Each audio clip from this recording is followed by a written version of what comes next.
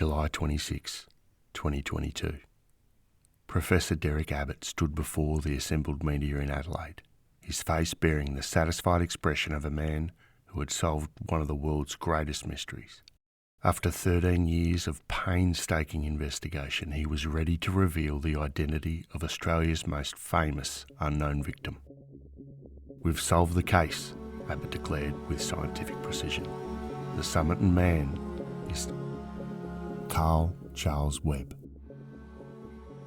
The room buzzed with excitement. International headlines would soon trumpet the breakthrough. Australia's 74-year cold case finally solved. DNA technology had apparently succeeded where decades of traditional detective work had failed. The man found on Somerton Beach on December 1st, 1948, with his mysterious coded message, his unidentifiable clothing, and his connection to a woman known only as Jestin, finally had a name. But as reporters filed their stories and the initial excitement faded, something curious happened. The official authorities, who should have been celebrating this breakthrough, remained conspicuously silent. South Australia Police, who had conducted their own DNA analysis on the exhumed remains, offered only that they were cautiously optimistic about the identification. 3 years later, that caution has hardened into something approaching scepticism. No official confirmation has ever been issued. The case files remain sealed, and what was supposed to be the triumphant conclusion to one of Australia's greatest mysteries has instead opened a new chapter filled with even more perplexing questions. Had Carl Webb really been identified? And even if it was Carl Webb, why had solving the mystery of his identity only made everything else even more mysterious than ever? Welcome to Struth, a podcast where we examine Australia's most bewildering mysteries, particularly those where the solutions seem to create more questions than answers. And today's story? Well, it's about how modern science can give us a name while leaving us more baffled about everything else. I'm your host, and today we're diving into the latest chapter of Australia's most enduring mystery, the Somerton Man. This isn't the story of how the case was solved in 2022. This is a story of how that supposed solution has made the mystery deeper, stranger, and more unsettling than ever before. The tale begins with one of the most bizarre death scenes in criminal history, leads through a labyrinth of codes and secret loves, and ends with scientific identification that somehow makes less sense than when the victim was completely unknown. It's a reminder that in the realm of cold cases, getting the answer you've been seeking for decades doesn't necessarily mean you'll understand what that answer really means. To understand why the 2022 identification has proven so controversial, we first need to revisit the extraordinary circumstances that made the Somerton Man Australia's most famous cold case. A puzzle so intricate and bizarre that it seemed to belong more in the realm of spy fiction than suburban Adelaide.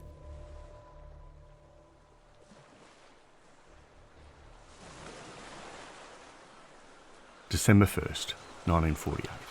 A well-dressed man was found dead on Somerton Beach, slumped against the seawall as if he'd simply decided to take a rest and never woken up. But from the moment police began their investigation, nothing about this death made conventional sense.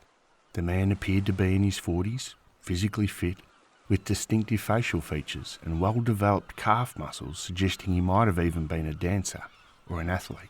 His clothing was expensive and well-tailored, but every single identifying label had been meticulously removed. Not torn off in haste, but carefully cut away with scissors. The tags from his shirt, his jacket, his trousers, even the maker's label from his tie.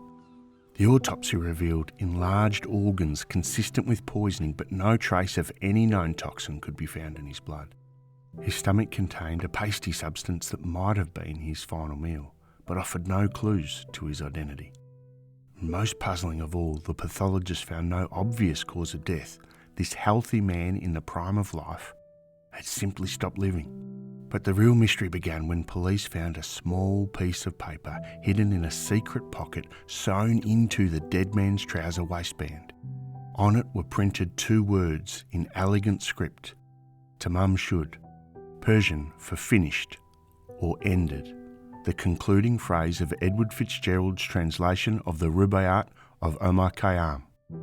The scrap of paper had been torn from a book, and after a public appeal, police located the exact copy of the Rubaiyat from which it came. The book had been thrown into the back seat of an unlocked car parked near Somerton Beach on the night the man had died. In its pages, investigators discovered a phone number written in pencil. The number belonged to a woman named Jessica Harkness, though she'd previously been known only by her maiden name, Jessica Thompson. When police showed Jessica the death mask they'd made of the unknown man, witnesses reported that she appeared shocked and seemed to recognise him. But she denied any knowledge of the deceased, claiming she had given her copy of the Rubaiyat to a man named Alfred Boxall during the war. When police tracked down Boxall, he was very much alive and still in possession of his Rubaiyat, creating yet another impossible contradiction. But the most tantalising clue remained unsolved. On the back page of the found Rubaiyat, someone had written 5 lines of letters in a peculiar code. You'll see the sequence of letters in the show notes. Despite decades of analysis by code breakers, linguists, and intelligence agencies, no one has ever definitively cracked this cipher. Some suggested it might be a one-time pad for intelligence work. Others theorised it could be the first letters of lines in a poem, or even instructions for a dead drop. The coders resisted every attempt at solution, adding to the aura of espionage and international intrigue that surrounded the case. The investigation deepened when police discovered an unclaimed brown suitcase at Adelaide Railway Station. Inside the suitcase were clothes that matched the dead man's size and style, but again, every identifying label had been systematically removed. Most intriguingly, some items were marked with the name T. Keane, but there was no T. Keane among the missing persons reported to police. The suitcase also contained a stenciling brush, American-made scissors, and an assortment of personal items that offered tantalising hints about the man's identity while revealing nothing definitive. For 74 long years, the Somerton Man remained Australia's great unsolved mystery, a perfect storm of impossible evidence, missing identities, and unanswered questions that seemed designed to frustrate conventional investigation. Until Professor Derek Abbott decided to apply the cutting edge of genetic science to this forensic investigation.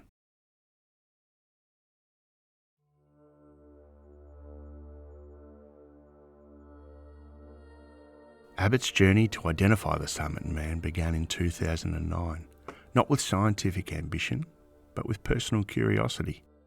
As an electrical engineering professor at the University of Adelaide, he found himself fascinated by the mathematical aspects of the unsolved code and the logical puzzles surrounding the case. What started as academic interest evolved into obsession. Abbott began collecting every scrap of evidence, every police report, every witness statement from the original investigation. He traced family trees, analysed photographs, and even married Rachel Egan, the granddaughter of Jessica Thompson, in a development that added yet another layer of personal connection to the mystery. But Abbott's real breakthrough came when he realised that traditional DNA analysis might be possible using an unconventional source. Hair strands embedded in the plaster death mask that was made in 1949. Working with American genealogist Colleen Fitzpatrick, Abbott's team developed revolutionary techniques to extract genetic material from hair shafts that had been preserved in plaster for over 70 years. The process was extraordinarily complex. While normal forensic DNA analysis relies on hair roots, Abbott's team had to work with the hair shaft itself, protected by keratin proteins but potentially contaminated by decades of chemical exposure from the mortuary soap used in the original plaster casting. Using techniques borrowed from electrical engineering, they applied imputation methods to fill gaps in degraded DNA data, ultimately extracting 2 million single nucleotide polymorphisms from the ancient hair samples. The genetic profile was uploaded to genealogy databases, allowing Abbott and Fitzpatrick to construct massive family trees containing over 4,000 individuals. Through this painstaking genealogical detective work, they identified distant relatives on both maternal and paternal sides, eventually narrowing the search to the descendants of 6 siblings born in the early 1900s. Carl, better known as Charles Webb, emerged as the only male in the family group without a documented death record after 1947. Born on November 16th, 1905 in Footscray, Victoria, Webb was an electrical engineer and instrument maker who had served during World War II. He'd married Dorothy Jean Robertson in 1941, but the relationship deteriorated rapidly amid accusations of violence and mental instability. The elimination process was methodical and seemingly irrefutable. Webb had disappeared from all records in April 1947, exactly 18 months before the Somerton Man's body was discovered. His physical characteristics matched the dead man's measurements. His technical background could explain the sophisticated coding. His documented mental health issues, including a suicide attempt in 1946, provided a potential motive for self-destruction. Abbott announced the identification with 99.9% certainty, presenting it as a triumph of modern forensic science over one of history's most intractable mysteries. International media hailed the breakthrough as definitive proof that genetic genealogy could solve even the coldest of cold cases. But there was one detail that Abbott's triumphant announcement glossed over. South Australian police had conducted their own parallel DNA analysis using material from exhumed remains.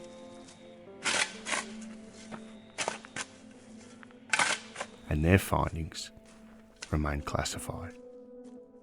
Despite completing their investigation in December 2023, authorities have never confirmed Abbott's identification.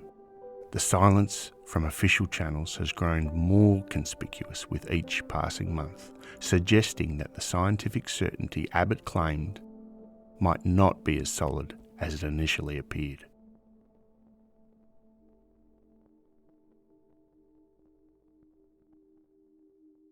If Carl Webb really was the Somerton Man, then his identification should have answered the mystery's central question. Instead, it's revealed gaps in the story so significant that some researchers question whether the identification is correct at all. The suicide theory seems the most straightforward explanation for Webb's death. His documented mental health struggles, previous suicide attempt, and the cascade of family deaths in the 1940s paint a picture of a man spiralling towards self-destruction. Abbott suggests Webb may have poisoned himself with digitalis or another exotic toxin that wouldn't have been detectable in 1948, then travelled to Adelaide to die anonymously on a beach far from his Melbourne home. But this theory immediately encounters problems. If Webb intended to commit suicide, why remove all identifying labels from his clothing? Why sew a small piece of paper containing the mysterious words "Tamam Shud" into your trouser waistband? Why create an elaborate coded message in the book that you tore that small piece of paper from? Why dump that book blatantly in a car for someone to find? And why involve an apparently innocent woman like Jessica Thompson by placing her phone number in the abandoned book? These actions suggest planning and purpose that seem so inconsistent with a simple suicide.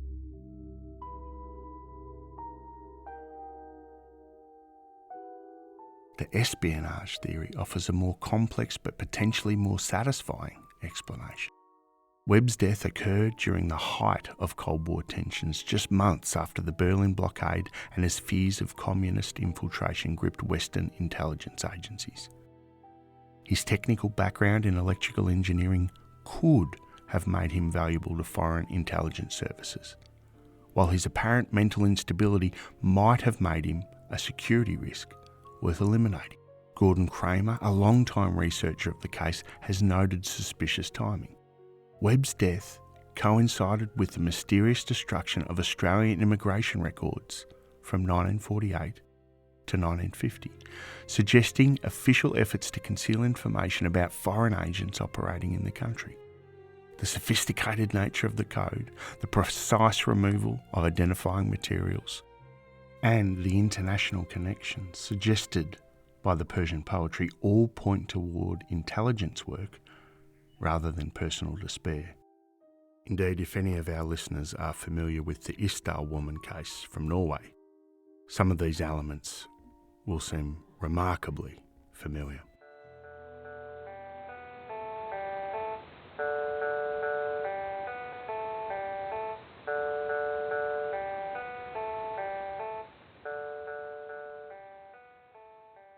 The systematic removal of clothing labels has long been presented as one of the strongest pieces of evidence for espionage involvement. And it certainly could be. Professional intelligence operatives are trained to eliminate identifying markers that could compromise their operations or reveal their origins.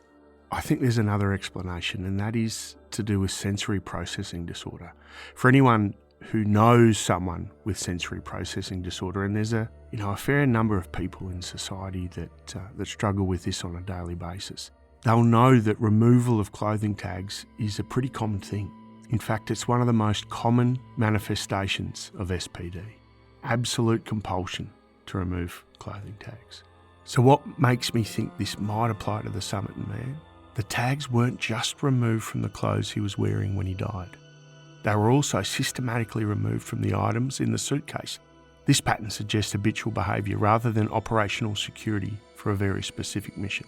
And consider this, if Webb was so concerned about identifying features that he removed tags from clothing sitting in a suitcase, why on earth would he leave items clearly marked with T. Keane in that same suitcase, his brother-in-law? If this was about eliminating identification, surely those names would have been the first things to go, yet they remained visible and traceable. If I could ask one question of Dorothy Webb before she died, it would be this: did your husband always remove clothing tags in this manner? The answer to that simple question would dramatically shift how we interpret this evidence. If she said yes, it was a lifelong habit that drove her mad when she tried to do the laundry, then the removed tag tells us nothing about espionage and everything about Webb's personal sensory experience.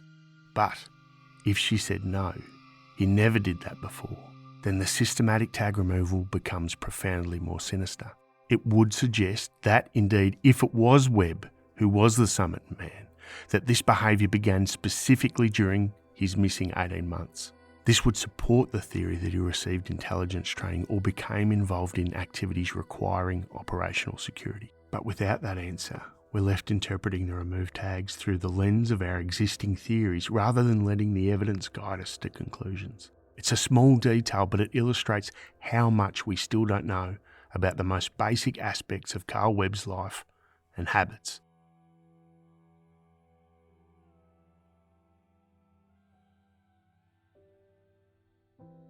But perhaps the most troubling aspect of the Webb identification is what it reveals about the 18 months between his disappearance in April 1947 and his death in December 1948. During this crucial period, after he'd separated from his wife, Carl Webb simply vanished from all records. No employment, no residence, no documented contact with family or friends. How did he support himself? Where did he live? How did he end up in Adelaide? And most puzzling of all is the Jessica Thompson connection. DNA analysis has definitively ruled out any genetic relationship between Webb and the Thompson family, eliminating the long-standing theory that he might have been the father of Jessica's son, Robin. But if Webb had no connection to Jessica Thompson, how do we explain her apparent recognition of his death mask? How did her unlisted phone number end up written in the rubaiyat found near his body? The exact copy of the book where the torn piece of paper ended up sewn into his trouser waistband. The failure of Webb's family to recognise him when his photographs were published across Australia in 1948 and 1949 presents a troubling puzzle. Webb had multiple living siblings in Melbourne when police conducted extensive publicity campaigns seeking identification. His sister Freda was even married to a Thomas Keane, and clothing marked T. Keane was found in the abandoned suitcase. This was well publicised, and yet none of them ever contacted authorities. But to be fair, the 1948 media landscape was vastly different from today's information environment. Not every household had a radio, television hadn't yet arrived in Australia, and newspapers were read by those who could afford them and chose to pay attention. It's entirely possible that Webb's siblings simply never saw the photographs, particularly if they had little reason to follow crime stories in Adelaide newspapers. Moreover, family dynamics in post-war Australia operated under very different social norms. Estrangement wasn't uncommon. Siblings could have bitter fallings out, move across town or interstate, and never speak again. Webb's documented violence and mental instability, his suicide attempt, and his abandonment of his wife might have led to his family deliberately distancing themselves from him. And yet, even accounting for these social factors, the T. Keane connection in the suitcase remains particularly troubling. This wasn't simply a matter of recognising a photograph in a newspaper, it was a direct family name appearing on items belonging to the deceased. The fact that Freda Keane never made this connection or chose not to report it adds a layer of complexity to the family recognition question that social context alone struggles to explain. 3 years after Abbott's announcement, the Somerton Man case exists in a peculiar liminal state, neither fully solved nor completely unsolved, but suspended somewhere between scientific certainty and bureaucratic scepticism. The most significant unanswered question is why South Australian authorities have never confirmed the identification. Their parallel DNA investigation using material from the exhumed remains should have provided definitive verification of Abbott's claims. The fact that their December 2023 report remains classified suggests either that the evidence doesn't meet legal forensic standards or that complications have emerged that contradict the academic findings. This official silence has created an unprecedented situation in cold case investigation. Unofficial researchers claim to have solved one of the world's most famous mysteries, while the authorities responsible for the case maintain diplomatic, non-committal language that has persisted for nearly 3 years. The scientific methodology used has come under increasing scrutiny. Critics question whether viable DNA could survive 74 years of chemical exposure from mortuary soap containing sodium hypochlorite, a substance known to destroy genetic material. The reliance on imputation techniques to fill gaps in degraded data has been characterised by some experts as sophisticated guesswork rather than definitive forensic proof. Perhaps most troubling is the realisation that identifying Carl Webb has somehow made the mystery's central elements, the code, the removed labels, the Jessica Thompson connection, more inexplicable than when the victim was completely unknown. We now have a name attached to actions and circumstances that make even less sense in the context of Webb's documented life history. The coded message remains undeciphered despite the identification. Abbott has suggested it might represent horse racing betting slips, but this theory lacks any supporting evidence and doesn't explain the message's specific format or letter arrangements.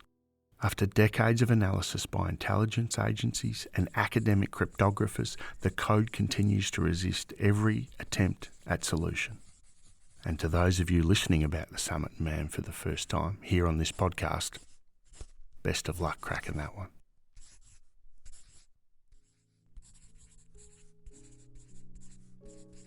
Today, the Somerton Man investigation exists in an extraordinary state of suspended animation. Abbott and Fitzpatrick continue their research, confident in their identification and exploring theories about Webb's final months. They've discovered family photographs from the 1920s that show facial similarities to the Somerton Man. and AI-assisted facial reconstruction supports their claims. Meanwhile, South Australian authorities maintain their cryptic silence, neither confirming nor denying the identification that dominated international headlines. The bureaucratic mystery has been as compelling as the original forensic puzzle, suggesting that resolution may depend more on official politics than scientific evidence. The research community, not surprisingly, remains deeply divided. Academic supporters argue that breakthrough forensic techniques require new approaches to validation, while critics contend that extraordinary claims require extraordinary proof. Proof that hasn't been provided through traditional peer-reviewed channels. Interestingly, recent investigations have revealed that Webb's wife Dorothy eventually moved to Butte, South Australia, just 89 miles from Adelaide, and filed for divorce in 1951, citing desertion. If Webb had died in Adelaide in 1948, Dorothy was living nearby without any apparent knowledge of his fate. This geographical proximity raises yet another layer of questions about what really happened during Webb's missing 18 months. The case has become a cautionary tale about the limits of modern forensic science. While DNA analysis can provide compelling evidence about identity, it cannot necessarily explain the complex human motivations and circumstances that transform ordinary people into extraordinary mysteries.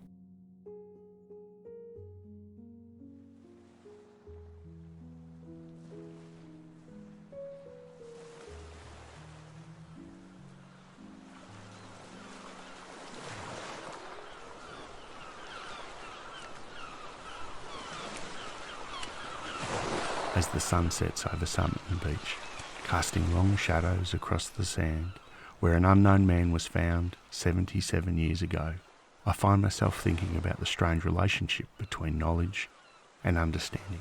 We live in an age where science can extract DNA from 70-year-old hair, where computers can build family trees from fragments of genetic code, and where technology promises to solve mysteries that have confounded generations of investigators.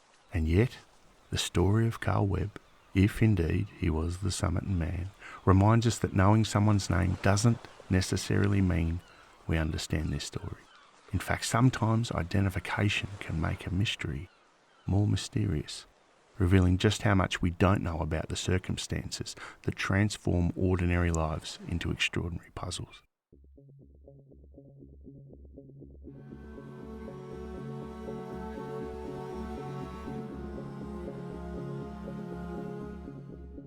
Perhaps the most unsettling aspect of the Somerton Man case in 2025 is that we may finally know who he was, but we understand less than ever about why he became a mystery in the first place.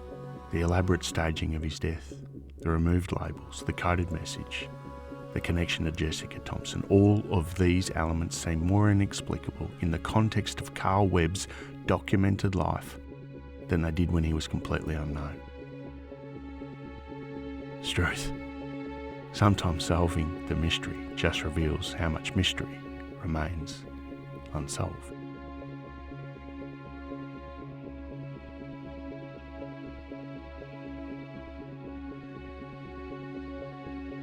Thanks for listening to Struth. If this tale of scientific breakthroughs and bureaucratic mysteries kept you questioning what we really know about the past, follow us wherever you get your podcasts. I'd really appreciate it if you took the time to recommend the podcast to a friend, give us a rating, make a comment. These things really help independent podcasts, and I've been blown away by the support that I've received so far. So thank you to all of you that are listening in every week. Next week, we'll stay on the beaches of Adelaide and explore the chilling case of the Beaumont children. 3 siblings who vanished from an Adelaide beach in 1966, leaving behind one of Australia's most heartbreaking unsolved mysteries, and a nation that has never stopped searching for answers. But until then, remember that sometimes the answer you've been seeking for decades raises more questions than it resolves, and the most profound mysteries may be found not in what we don't know, but in what we discover we never understood at all. Stay curious, stay questioning, and I'll catch you next time.